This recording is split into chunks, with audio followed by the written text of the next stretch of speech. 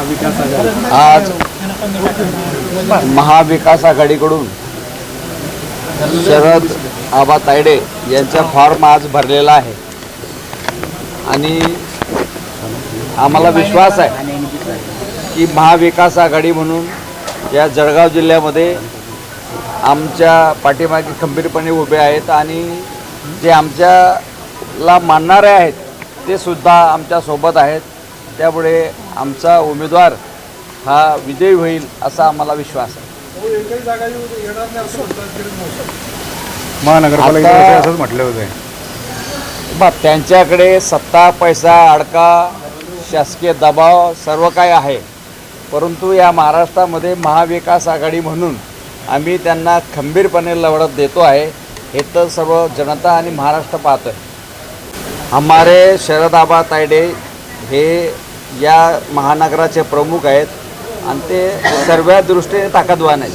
भाऊ, सर्वात जास्त मताधिक्याने जळगावची जागा महाराष्ट्रात निवडून असा विश्वास गिरीश महाजन व्यक्त केला आहे. आता ते त्यांच्या पक्षाच्या हिशोबाने बोलतीलच.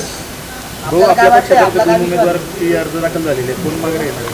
जरी 2 उमेदवारी अर्ज दाखल झाले असतील तरी एकाचा उमेदवार आम्ही त्या ठिकाणी मागे घेणार आहोत.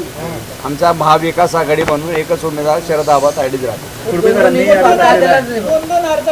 खुरपे सरांनी अर्ज दाखल केला.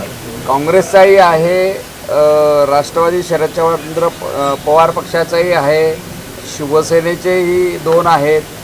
आता फॉर्म कोणीही भरू शकतं, परंतु शेवटच्या अंतिम दिवशी सर्व माघारी होतं. पण एकंदरीत या गोष्टीमुळे कार्यकर्ते कुठेतरी संभ्रमात आहेत. नेमकं उमेदवार कोण? नाही, काही संभ्रमात नाही. सर्व डिक्लेअर झालेलं आहे. सर्व पक्षांना, 3 पक्षांना समजलेलं आहे. वरून आदेशही आलेले आहेत आणि त्याप्रमाणे आज फॉर्म भरलेला आहे. मागच्या वेळी सारखी निवडणूक बिनविरोध होणार नाही असं तुम्ही ग्वाही देऊ शकता का? काय प्रयत्न करू? नाही, बिनविरोध तर होणारच नाही. आबा